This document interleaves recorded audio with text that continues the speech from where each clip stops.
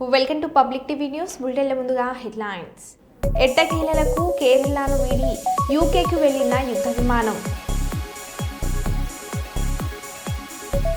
MLC Addanki దయాకర్కు నిరసన సెగ.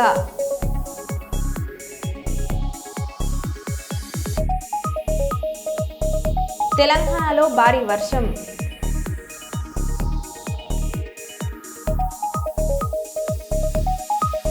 ఉధృతంగా ప్రవహిస్తున్న మున్నేరు, పలు గ్రామాలకు నిలిచిపోయిన రాకపోకలు.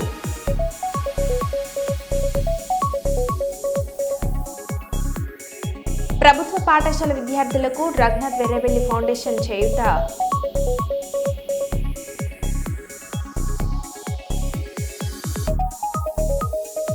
ఇక వివరాలకు వెళ్తే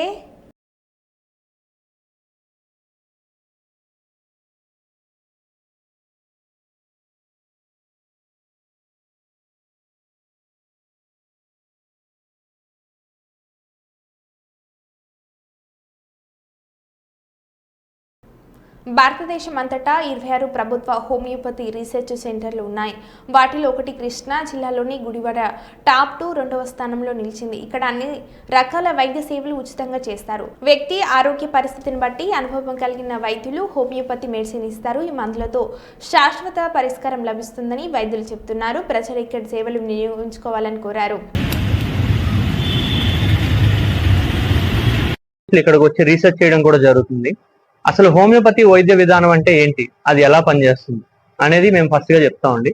హోమియోపతి అంటే ఇది ప్రాచీన వైద్య విధానం అండి.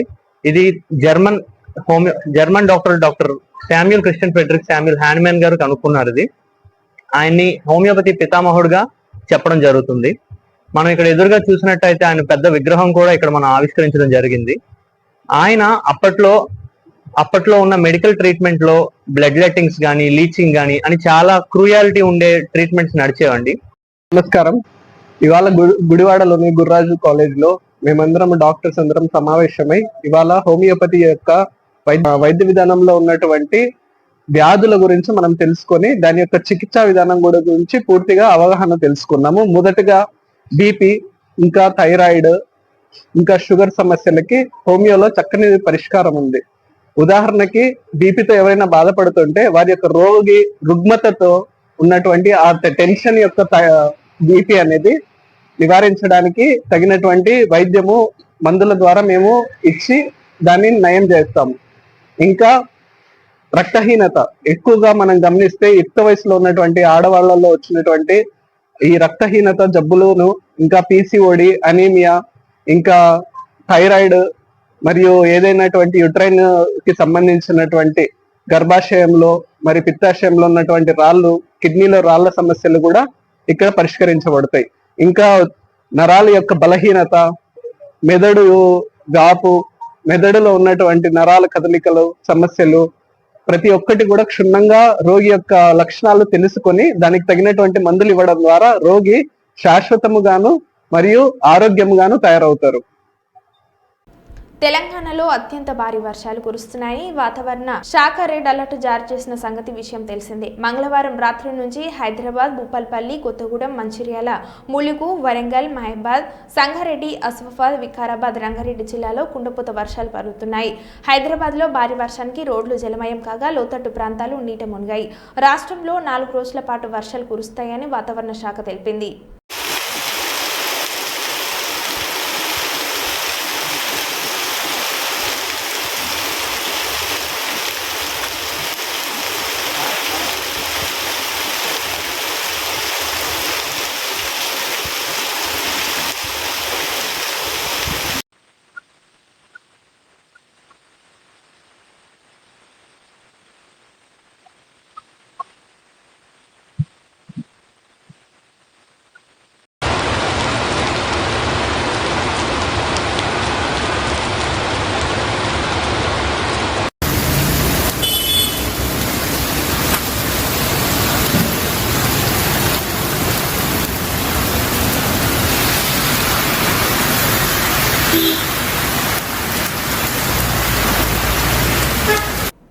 కర్నూలు రాష్ట్ర ప్రభుత్వం మహిళల భద్రతకు అత్యంత ప్రాధాన్యత ఇస్తుందని రాష్ట్ర మహిళా commission chairperson doctor Rayapati Sailaja పేర్కొన్నారు. మంగళవారం ప్రభుత్వ సర్వజన ఆసుపత్రిలోని సఖీ వన్ స్టాప్ సెంటర్ను మహిళా కమిషన్ చైర్పర్సన్ సందర్శించి అక్కడ ఉన్న బాధిత మహిళతో మాట్లాడారు. వారి కష్టాలను తెలుసుకొని ఓదార్చారు. ప్రభుత్వం మీకు అండగా ఉంటుందని ధైర్యం చెప్పారు. అనంతరం మహిళా కమిషన్ చైర్పర్సన్ మీడియాతో మాట్లాడారు.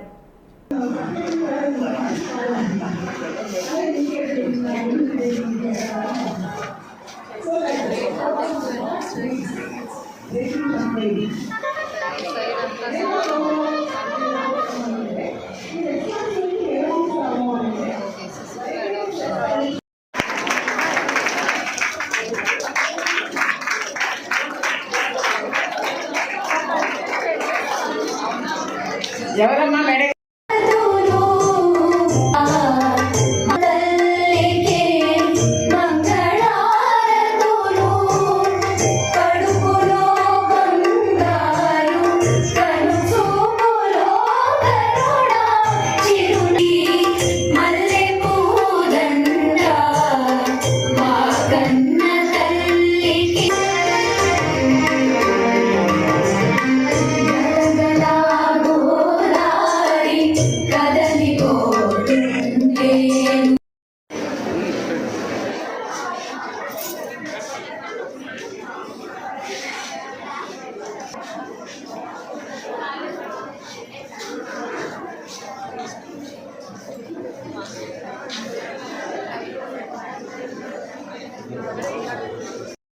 అందం కంటే లోపల ఉండే మన దిల్ చాలా బాగుండాలి. ఒక్కసారి అమ్మాయికి క్యారెక్టర్ పోతే మళ్ళీ క్యారెక్టర్ అనేది రాదు. ఒక్కసారి ఏ అమ్మాయికైనా గుండె పోతే గుండె పాడైతే వేరే గుండె పెట్టి చేస్తున్నారు, అవునా కదా డాక్టర్స్? కిడ్నీ పాడైపోతే వేరే కిడ్నీ ఆపరేషన్ చేసుకుంటున్నాం. కానీ ఒక్కసారి ఒక అమ్మాయికి ఒక క్యారెక్టర్ అనేది పోతే జీవితంలో మనం కొనలేము, తెచ్చుకోలేము. కాబట్టి మనం రోజు చూసిన దానికంటే రోజు మన మనసు ఎంత బాగుందని మిర్రర్ దగ్గర కూర్చొని మాట్లాడుకోండి. రోజు 2 minutes నేనేం చేస్తున్నా, నేను చేసేది కరెక్టా కాదా అని. కాబట్టి ఇక్కడ ఉన్న అమ్మాయిలంతా కూడా మీరు చేసే పని వల్ల మీ పేరెంట్స్ మంచి పేరు రావాలా, అంతేగాని తల్లిదండ్రులు తలదించుకునే పని మాత్రం చేయొద్దండి. ఎందుకంటే మన ప్రతిభూమి మీకు తెలిసిందే, చాలామంది చూసింటారు. మీరు ఝాన్సీ లక్ష్మీబాయి మేడం చెప్పినప్పుడు పద్మావతి మూవీ చూశారు కదా. ఝాన్సీ లక్ష్మీబాయి మంచి మంచి ధైర్యవంతులు పుట్టినటువంటి మన విషయం ఏంటంటే ఒక అమ్మాయి ఒక అబ్బాయితో వెళ్ళి అంటే ఏదో మనకి ఒక డిగ్నిటరీ లేకపోతే ఒక పోస్టు అది అనుకోవడానికి లేదు. చాలా చాలా ఇంపార్టెంట్ రెస్పాన్సిబిలిటీస్, డ్యూటీస్ వాళ్ళకు చేయాల్సిన జాబ్ లేకపోతే ఇంటర్నెట్ రానప్పుడు అంతా కూడా ఏదైనా ఇన్ఫర్మేషన్ కావాలంటే మనం ఎవరైనా అడిగి ఏ బుక్లో ఉంటుంది, ఎలా ఉంటుంది, ఎక్కడ ఉంటుందని అడిగి తెలుసుకొని చదువుకోవాల్సి వచ్చేది, రెఫర్ చేయాల్సి వచ్చేది బుక్స్ అని. ఇప్పుడు అట్లా లేదు. Responsibility where we go to colleges or universities, especially ఎక్కువ ఫీమేల్స్ ఉన్న చోట ఇలాంటి అవేర్నెస్ సెషన్స్ అనేవి జరుగుతూ ఉంటాయి అన్నమాట. So those are responsibilities. So government ఎన్నో చేస్తుంది. లాట్ ఆఫ్ హార్డ్ వర్క్, వాళ్ళు పెట్టే హార్డ్ వర్క్ అంటే ఎలాంటి స్కీమ్స్ తీసుకురావాలి, మనం ఎలాంటి సిచ్యువేషన్స్ క్రియేట్ చేస్తే మన లేడీస్ మహిళలు కానీ ఆడపిల్లలు కానీ సేఫ్గా ఉంటారు. స్పెండింగ్ లాట్ ఆఫ్ మనీ, చాలా ఆలోచన పెడుతున్నారు. Along with the police department is working, మహిళా పోలీస్ స్టేషన్స్ అని ఇవన్నీ ఎందుకు పెట్టారు? కేవలం ఆడవాళ్ళకి ఒక భద్రత, మేమున్న ఒక ధైర్యం కల్పించడానికి ఇవన్నీ కూడా ఫామ్ చేశారు. కానీ ఇంకా ఎందుకు జరుగుతున్నాయనే ప్రశ్న రావచ్చు, అవునా? అట్లీస్ట్ ఒక లెవెల్ వరకు మేబీ చిన్నపిల్లలు అనేది sometimes we see atrocities even against all these we see.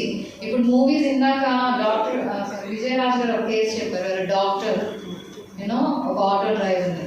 అంటే మనకి ఏంటంటే even though we are studying medicine or doing engineering, ఎవరైనా సరే మనం ఎంత ఎడ్యుకేటెడ్ అయినా సరే సమ్టైమ్స్ మనకి అలా మందికి ఇచ్చి సలహాలు ఇచ్చి అలా కావాలని చెప్పి చాలా చక్కగా చెప్పారు. అలాగే మనకు గైనకాలజిస్ట్ గారు ఎంతో వాళ్ళ ఇస్తే ఇప్పుడు వాళ్ళ భవిష్యత్తు చాలా ప్రెషియస్. ఆ టైంలో మనకు వాళ్ళ అమూల్యమైన టైం మనకు కేటాయించినందుకు మా ఐసీఎస్ తెలుసుకుంటున్నాను.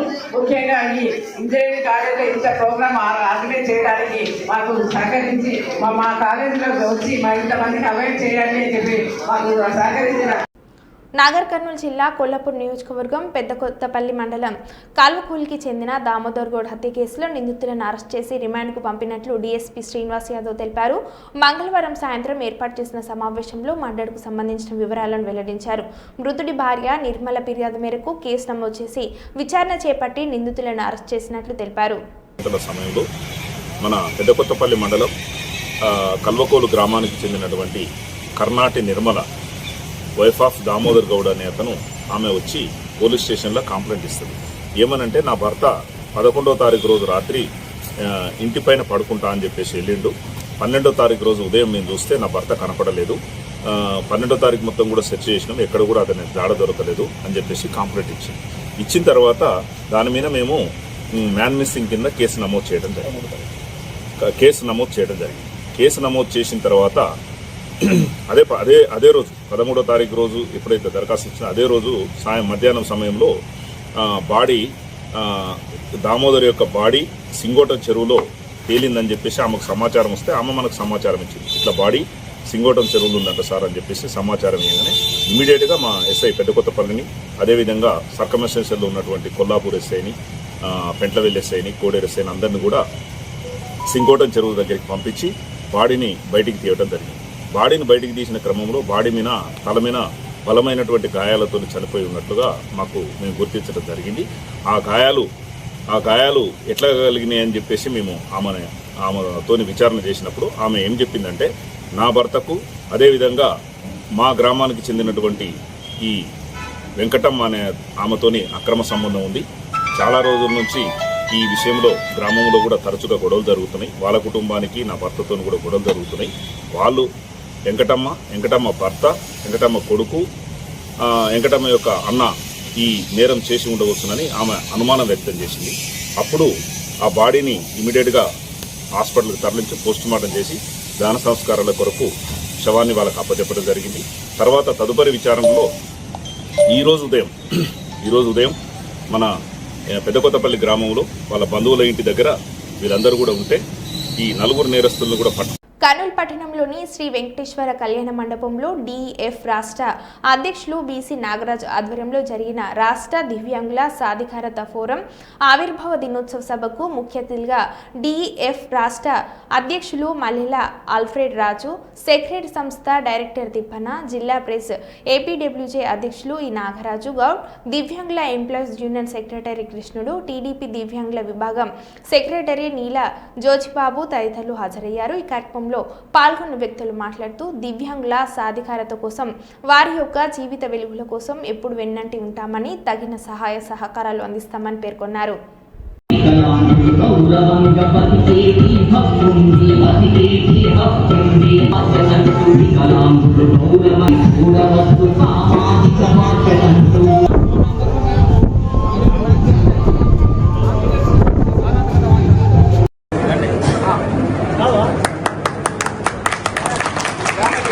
అట్లా కొంచెం సైడ్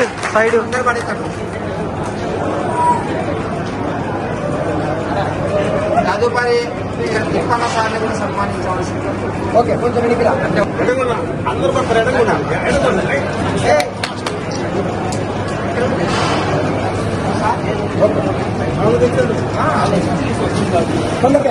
అన్నా కొంచెం సైడ్.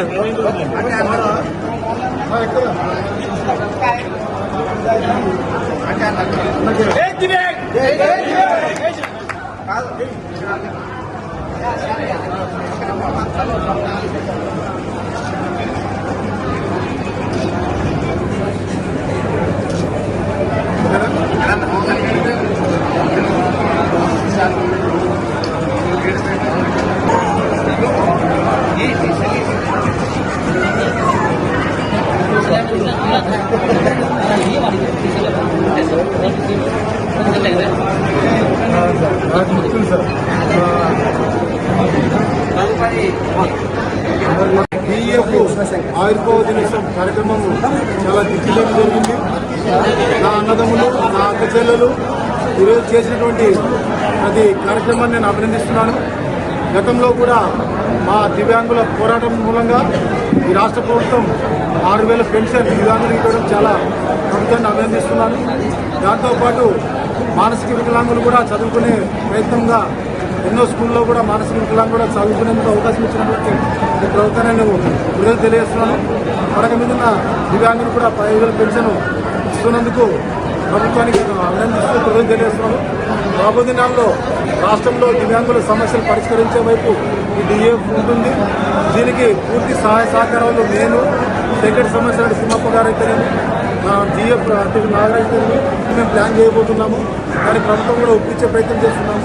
దాంతోపాటు ఈ దివ్యాంగుల సమస్యలు పరిష్కరించుకోవాలంటే రాజకీయ చైతన్యంతో ఉండాలని కోరుకుంటూ రేపు రాబోయే దిన ఎన్నికల్లో కూడా ఒక 5% వరకు దివ్యాంగులు కూడా రాజకీయాల్లో నిలబడేలాగా మాకు అవకాశం ఇవ్వాలని కోరుకుంటూ ఈ అవకాశం ఇచ్చినట్టు ప్రభుత్వం అంటే మన యొక్క దివ్యాంగుల ఆవిర్భావ సభకు ఇచ్చేసినటువంటి నాతోటి మన యొక్క దివ్యాంగ సోదర సోదరీమణులకు, అదేవిధంగా అధీరత ఆరోగ్యులు ఇక్కడ స్టేజ్ నాయకులు ప్రతి ఒక్కరికి మా యొక్క రాష్ట్ర మరి గౌరవ అధ్యక్షుడు శ్రీ మల్లెల ఆదిరాజు గారికి, అదేవిధంగా సేక్రెట్ సంస్థలకు సంబంధించినటువంటి డైరెక్టర్ మా యొక్క గౌరవ మా యొక్క సంస్థకు కూడా సమాధానమైనటువంటి ఇక్కడ బలమైన అంశం డిజిఎఫ్ నుంచి ఈరోజు ఒక అజెండా మేము ఒకటి ఏమని ఇక్కడ ప్రవేశపెడుతున్నామంటే అందరం కూడా మాకు డిజిఎఫ్ నుంచి 2016 చట్టాన్ని ఈ ప్రభుత్వం సంపూర్ణంగా అమలు చేయాలని. ఎందుకంటే ఇప్పటికే మాకు కొన్ని రాష్ట్రాల్లో సంపూర్ణంగా 2016 చట్టాన్ని అమలు చేస్తూ వాళ్ళకి సంబంధించినటువంటి పూర్తి స్థాయి లక్కీలు కూడా ఇక్కడికి చేరుతున్నాయి. అదేవిధంగా మన రాష్ట్రంలో కూడా ఈ ప్రభుత్వం అర్థం చేసుకుని 2016 చట్టాన్ని అమలు చేయాలని చెప్పి మనస్ఫూర్తిగా కూడా కోరుకుంటున్నాం. ప్రభుత్వాన్ని ఈ యొక్క 2016 చట్టాన్ని అమలు చేసి ఇలాంటి సభలు మాకు అవసరం లేదు ఆ రోజు. ఎందుకంటే కొన్ని వేల మంది మా యొక్క దివ్యాంగుల జీవితాలు వెలుగుబాట కూడా ఇదవుతావు కాబట్టి ఈరోజు మేము ప్రధానంగా ప్రభుత్వానికి ఇది ఒక అజెండాగా మేము చేస్తున్నాం. అదేవిధంగా మనకు సంబంధించిన వ్యక్తులు కూడా రేవంత్ రెడ్డి ప్రభుత్వం కేసీఆర్ మీద కోపంతో కేసీఆర్ కిట్లను ఇవ్వడం మానేసింది. నేను రాను బిడ్డో సర్కార్ దవాఖానకు అనే స్థాయి నుండి ప్రభుత్వ ఆసుపత్రిలో ప్రసవానికి వచ్చేలాగా చేసింది కేసీఆర్ కిట్.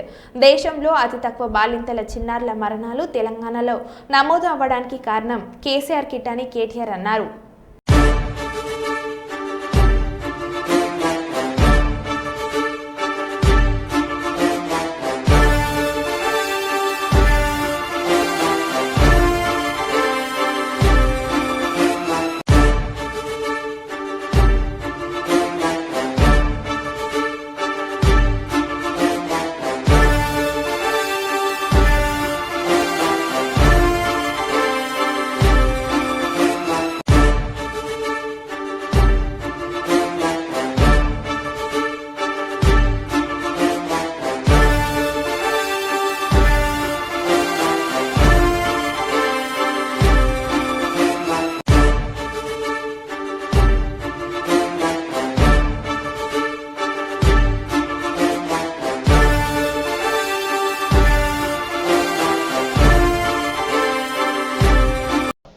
కేసీఆర్ గారి మీద ఉండే కోపంతో ఈ ప్రభుత్వం వచ్చిన తర్వాత మరి కేసీఆర్ పేరున్నది అని చెప్పి ఒక మంచి కార్యక్రమం, తల్లుల మరణాలు తగ్గించిన కార్యక్రమం, పిల్లల మరణాలు తగ్గించిన కార్యక్రమం, పేదవారికి మేలు చేసిన కార్యక్రమం, ప్రభుత్వ ఆసుపత్రుల్లో ప్రసవాలు పెంచిన కార్యక్రమం, నేను రాను బిడ్డో సర్కార్ దవాఖానకు అనే కాడ నుంచి సర్కార్ దవాఖానకు పోయేటట్టు చేసిన కార్యక్రమం కేసీఆర్ కిట్టు.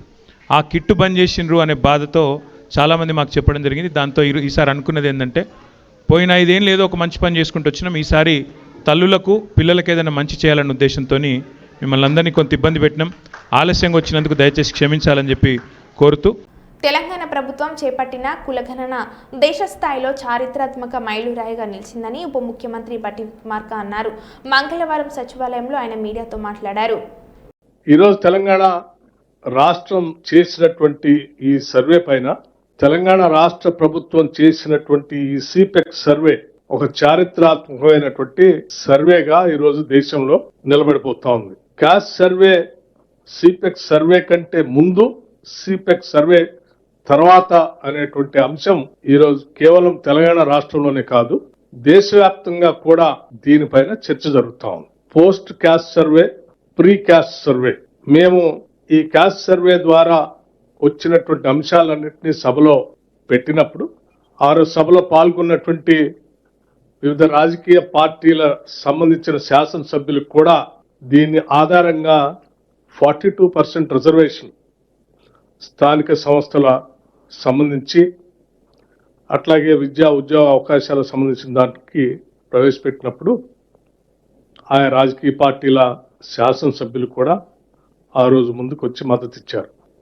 గతంలో ఒకసారి మనం పరిశీలన చేస్తే అసలు ఇటువంటి క్యాస్ట్ సర్వేనే అవసరం లేదని చెప్పినటువంటి ప్రధానమంత్రి నరేంద్ర మోడీ గారు పార్లమెంట్లో చెప్పిన స్టేట్మెంట్, అటువంటి స్థాయి నుంచి చివరికి తెలంగాణలో చేసినటువంటి ఈ సిపెక్ సర్వే వల్ల దాని అవసరాన్ని గుర్తించి చివరికి కాంగ్రెస్ పార్టీకి సంబంధించిన ఈ కార్యక్రమానికి అసలు నాంది అట్లాగే డ్రైవ్ చేసినటువంటి వ్యక్తులు శ్రీ రాహుల్ గాంధీ గారి ఆలోచనని చివరికి నరేంద్ర మోడీ గారు కూడా, భారత ప్రభుత్వం కూడా తప్పనిసరి పరిస్థితుల్లో ఒప్పుకొని భవిష్యత్తులో మేము కూడా సెన్సెస్ లో భాగంగా కాస్ట్ సర్వేని కూడా ఇంక్లూడ్ చేస్తామని చెప్పి ఇవాళ ఒక నిర్ణయం తీసుకునేంత స్థాయికి తెలంగాణ రాష్ట్ర ప్రభుత్వం తీసుకొచ్చిందని చెప్పడానికి నేను నిజంగా సంతోషిస్తా ఉన్నాను.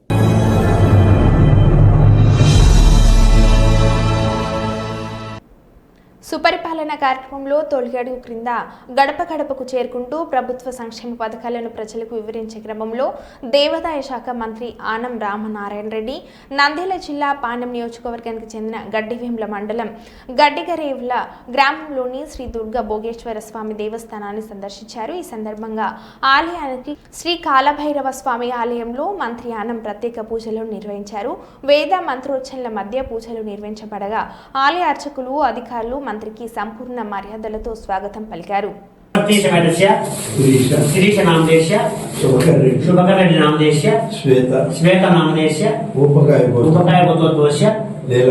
लीला कैवल्य नामदेश, नीतीश रेड्डी नामदेश, सौरीश वेदांत नामदेश, वीरा रेड्डी नामदेश, मोक्षित राम रेड्डी नामदेश, कुटुंबस्य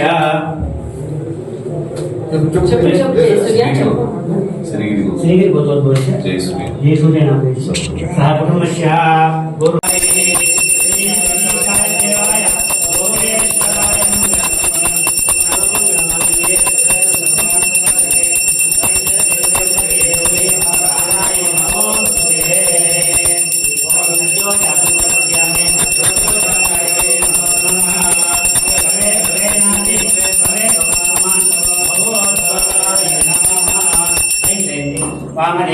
గోగోడు ప్రాంతం చెప్తారు.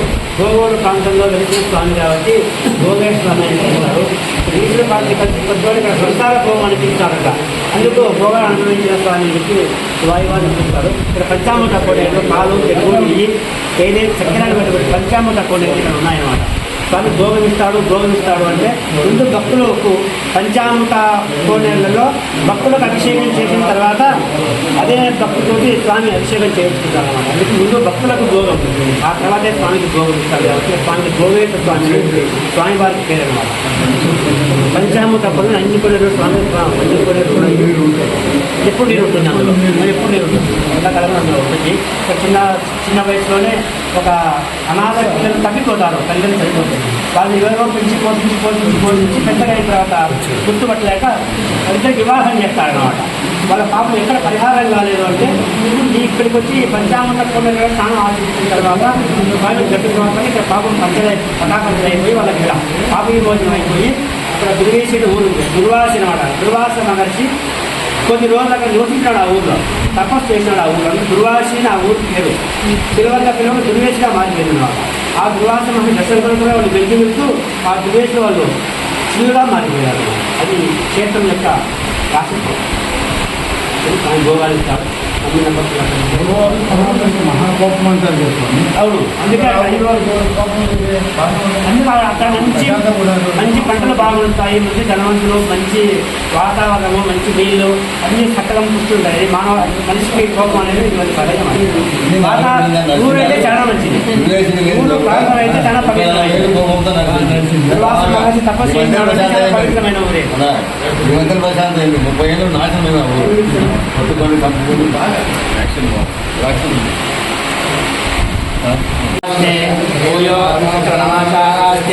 దివ్యం దామాశాస్తే విష్ణు ప్రియమాశాస్తే నిధనేన అంశాశాస్తే తదస్మై దేవారాధందాం తదగ్నిం దేవో దేవేభ్యో పరిమధ్యే మాంసః విష్ణువేదనో యావార్ధే పరస్పరాం ధర్మమాపేరచ నమో దేవేభ్యః.